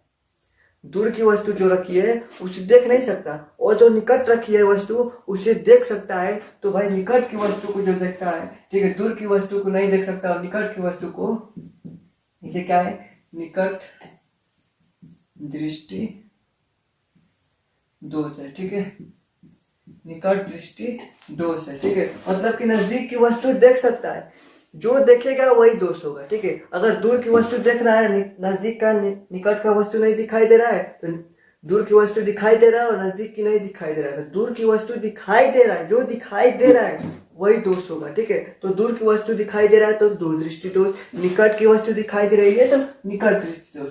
अगर दूर की वस्तु दिखाई दे रही है, दूर की वस्तु दिखाई देती है, ठीक है, देती, अगर दूर की वस्तु दिखाई देती है क्या होगा, दूर की वस्तु दिखाई देती है तो क्या होगा, कहेंगे कि दूर की वस्तु दिखाई दे रही है तो दूर दृष्टि दोष होगा, दूर दृष्टि दोष होगा, ठीक है। और निकट की वस्तु दिखाई दे रही है, निकट की वस्तु दिखाई दे रही है, ठीक है, दिखाई दे रही है, ठीक है। निकट की वस्तु दिखाई दे रही है तो निकट दृष्टि दोष, दूर की वस्तु दिखाई दे रही है तो दूर दृष्टि दोष। बस इतना याद रखिएगा, ये सवाल घुमा कर पूछेगा। यहाँ पर देखिए, ध्यान में पूछेगा, एक व्यक्ति कह रहा है कि दूर स्थित वस्तु को स्पष्ट रूप से देखने में असमर्थ, मतलब वो दूर की वस्तु नहीं देख सकता, यानी कि नजदीक की वस्तु तो देख रहा है, तो भाई नजदीक की वस्तु देखेगा तो निकट दृष्टि दोष होगा, इसको आप, ठीक है। अब इसका अगर बात करूं, इसका निवारण क्या है, इसका निवारण क्या है, तो निवारण लिख लीजिएगा, इसका निवारण क्या है, निवारण, ठीक है, इसका निवारण क्या है, अवतल लेंस लगाएगा, ठीक है, अवतल लेंस से आपका इसका निवारण हो जाएगा, ठीक है। निवारण क्या है, अवतल लेंस, ठीक है। अगर उसको दूर की वस्तु देखना है तो अवतल लेंस लगा ले, ठीक है, वरना नहीं देखना है तो बस ना लगाए, ठीक है। हाँ जी, चलिए स्क्रीनशॉट ऑफ ले लीजिए इसका फटाफट, ओके। चलिए अभी आपको क्वेश्चन कोई लिखा नहीं है, आपके लिए होमवर्क दे रहे हैं, ठीक है। या हम कहें कि आपको नेक्स्ट वीडियो में वो जितने क्वेश्चन अभी बताऊंगा, ठीक है, वो क्वेश्चन नेक्स्ट वीडियो में उसका प्रूफ कराने वाले जो फार्मूला है। जैसे आपको बात करें, R बराबर R1 plus R2 plus R3, ठीक है, डॉट डॉट, ये जो फार्मूला है, ठीक है, ये जो फार्मूला है इसी हम प्रूव कराने वाले हैं, ठीक है, नेक्स्ट वीडियो में। और ये जो फार्मूला है 1/R1 plus 1/R2 plus 1/R3, ये जो फार्मूला है इसको भी हम नेक्स्ट वीडियो में भाई प्रूफ कराएंगे, ठीक है। प्रूफ के साथ बताने वाले हैं किस तरीके से ये फार्मूले आए हैं, ठीक है। अगर जिनको मालूम है, जिन्होंने नोट्स बनाकर रखे हैं उनके लिए तो भाई ठीक है, जो भाई कुछ नहीं कर रहे हैं, ठीक है, मेरा तो पिछले साल, ठीक है, जो नोट्स नहीं बनाए हैं उनके लिए मैं बात कर रहा हूँ, और भाई जो नोट्स बनाने उनके तो बहुत मजे हैं, ठीक है। तो भाई इसको प्रूव कराने वाले नेक्स्ट वीडियो में। वो बात करें इसमें से फार्मूले जो प्रश्न भी कराने वाले हैं, 1/f 1/v प्लस 1/u, ये जो फार्मूला है। और बात करें 1/f बराबर 1/v माइनस 1/u, ठीक है, ये दर्पण वाला जो फार्मूला है और ये लेंस वाला जो फार्मूला है, ठीक है, इन दोनों फार्मूलों को क्या करने वाले हैं हम लोग, प्रूफ करने वाले हैं, नेक्स्ट वीडियो में प्रूफ करने वाले हैं। तो भाई जितने भी अभी क्लास से नए जुड़े होंगे, वीडियो नए छात्र देख रहे होंगे, नए दोस्त देख रहे होंगे, तो उनको क्या करना है, चैनल पर नए होंगे तो चैनल को लाइक करिएगा, ठीक है, चैनल को सब्सक्राइब कर लीजिएगा, और नेक्स्ट वीडियो के लिए भाई चलो चैनल को सब्सक्राइब कर लीजिएगा, और वीडियो को अपने दोस्तों का एक बार शेयर जरूर करिएगा। फिर मिलते हैं शानदार वीडियो में, नमस्कार।